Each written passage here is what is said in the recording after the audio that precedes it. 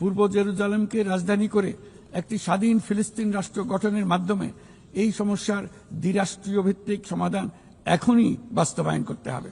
মাননীয় সভাপতি, আমি সবসময় মানুষকে আশার বাণী শুনিয়েছি, কখনো ভয় দেখিয়ে কিছু করা আমি সমর্থন করিনি, কিন্তু আজ আমাকে সেখান থেকে সরে এসে ভয়ঙ্কর কিছু কথা বলতে হচ্ছে।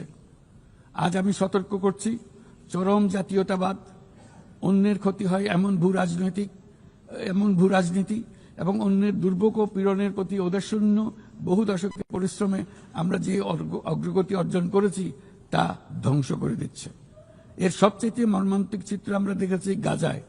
শিশুরা না খেয়ে অকাল মৃত্যুবরণ করছে, বেসামরিক জনগোষ্ঠীকে নির্বিচারে হত্যা করছে, হাসপাতাল, স্কুল সহ একটা গোটা জনপদ নিশ্চিহ্ন করে দিচ্ছে।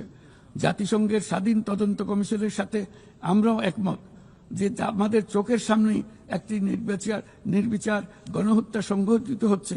আমাদের দুর্ভাগ্য যে মানব জাতির পক্ষ থেকে এর অবসানে আমরা সর্বোচ্চ চেষ্টা করছি না এখনো। এই অবস্থা চলতে থাকলে ভবিষ্যৎ প্রজন্ম ও ইতিহাস আমাদেরকে ক্ষমা করবে না।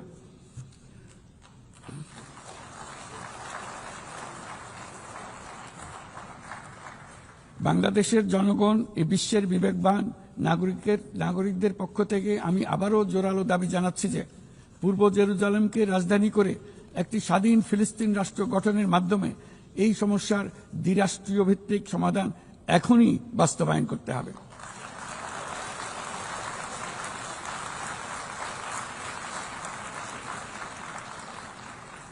শুধুমাত্র 1967 সালের পূর্বের সীমারেখার ভিত্তিতে যেখানে ইসরায়েল ও ফিলিস্তিনের শান্তিপূর্ণ সহাবস্থানে থাকবে, তখনই ন্যায় বিচার সম্পূর্ণভাবে কার্যকর হবে। এবছর আমরা পৃথিবীর প্রায় প্রতিটি প্রান্তেই সংঘাত প্রত্যক্ষ করেছি। ইউরোপ, দক্ষিণ এশিয়া, মধ্যপ্রাচ্য, বিশ্বের সবচেয়ে ঘনবসতিপূর্ণ অঞ্চলে আমরা বাস করি।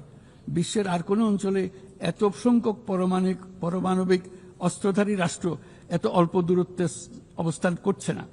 তাই নিরস্ত্রীকরণ, পারমাণবিক অস্ত্রের বিস্তার রোধের গুরুত্ব আমরা গভীরভাবে উপলব্ধি করতে পারি। আমরা সময়ের সঙ্গে দুর্বল হয়ে পড়া বৈশ্বিক অস্ত্র নিয়ন্ত্রণ চুক্তিগুলোকে পুনর্জীবিত করার জন্য জোর দাবি জানাচ্ছি।